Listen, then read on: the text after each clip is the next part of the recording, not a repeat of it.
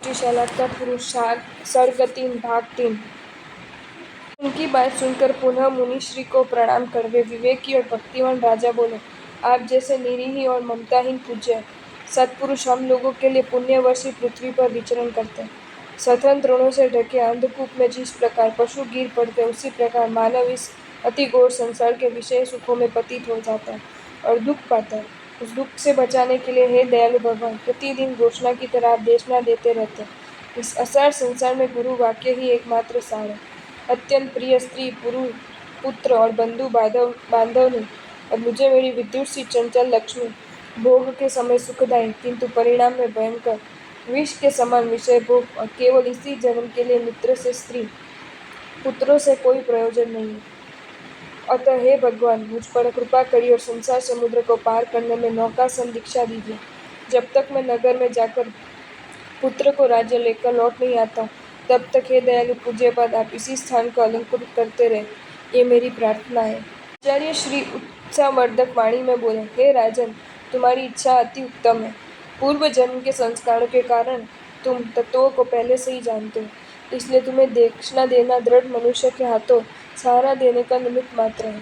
गोपालक की विशेषता से गाय जिस प्रकार कामधेनु जैसी होती है, इसी भांति तुम जैसे को दी गई दीक्षा तीर्थंकर पद प्रदायक होती है। तुम्हारी इच्छा पूर्ण करने के लिए मैं यही अवस्थित हूँ, कारण मुनि भव्य जनों का उपकार करने के लिए ही विचरण करते हैं। आचार्य का कथन सुनकर राजाओं ने सूर्य से वे राजा उन्हें प्रणाम कर उठ खड़े हुए, क्योंकि मनस्वी पुरुष निश्चित कार्य में आलस्य नहीं करते। यद्यपि राजा का चित्त आचार्य के चरण कमलों में निमग्न था, फिर भी जिस प्रकार दुर्भागा स्त्री के पास जबरदस्ती जाता है, उसी प्रकार वे राजमहल में गए। वहाँ सिंहासन पर बैठकर प्रासाद के स्तंभ से मंत्री को बुलवाया और उन्हें बोले, हे मंत्रीगण, परंपरा से जिस प्रकार मैं इस राज्य ग्रह का राजा हूँ, उसी प्रकार स्वामी के हित के लिए एक महाव्रतधारी तुम सब मंत्री हो।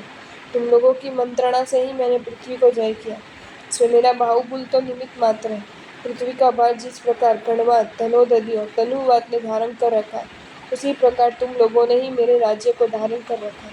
मैं तो देवों की तरह प्रमादी बना दिन रात विषयों में विविध क्रीड़ाओं के रस में लीन रहता हूँ। रात्रि के समय प्रदीप के आलोक में जिस प्रकार विवर देखा जा सकता है, उसी प्रकार अनंत भवों तक दुखदायी इस प्रमाद को गुरु कृपा रूपी प्रदीप के आलोक में अब देख सका हूँ। मैंने अज्ञान के कारण चिरकाल से इस आत्मा को वंचित कर रखा था, कारण विस्तृत होते प्रगाढ़ अंधकार में नेत्रवान पुरुष भी क्या कर सकता है। हाय, इतने दिनों तक ये दुर्जन इंद्रिया मुझे वायुवेगी अश्व की तरह उन्मार्ग पर ले जा रही। मैं दुष्ट बुद्धि विभितक वृक्ष की छाया सेवन की तरह परिणाम में अनंतकाली विषय वासनाओं की आज तक सेवा करता रहा। गंध हस्ती जिस प्रकार अन्य हस्तियों का वध करता है, उसी प्रकार अन्य के पराक्रम को नहीं सहने वाला मैंने दिग्विजय में अनेक निरपराधी राजाओं का वध किया। मैं अन्य राजाओं के साथ संधि आदि गुणों से जुड़ता रहा, किंतु उसमें ताल वृक्ष की छाया की तरह सत्य कितना था, अर्थात बिल्कुल नहीं।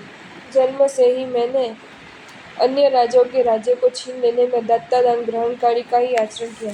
रति सागर में डूबे रहने के कारण कामदेव की शिष्य को इस प्रकार निरंतर ब्रह्मचर्य का ही सेवन किया। मैं प्राप्त अर्थ से अतृप्त था, अतः अप्राप्त अर्थ को पाने का ही सदैव इच्छा रखता था। एतदर्थ आज तक महामूर्छा में अभिभूत था। जिस प्रकार किसी भी चांडाल के स्पर्श करने पर स्पृशयता दोष दूत बनाता है, उसी प्रकार हिंसादि पाप कार्य में कोई एक भी कार्य दुर्गति का कारण हो सकता है। इसलिए आज मैं वैराग्य द्वारा प्राणातिपात आदि 5 पापों को गुरु महाराज के पास जाकर त्याग करूंगा। संध्या के समय पूर्व जिस प्रकार स्वतेज अग्नि में आरोपित कर देता है, उसी प्रकार मैं स्वराज्य भार को कवचधर कुमार पर आरोपण करूंगा।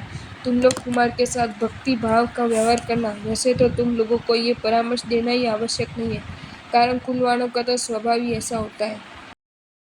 आपको ये वीडियो अच्छा लगा हो तो इसे लाइक करें और शेयर करें, और ऐसे ही नए नए वीडियोज़ देखने के लिए सब्सक्राइब करें हमारी channel Jain facts and stories को।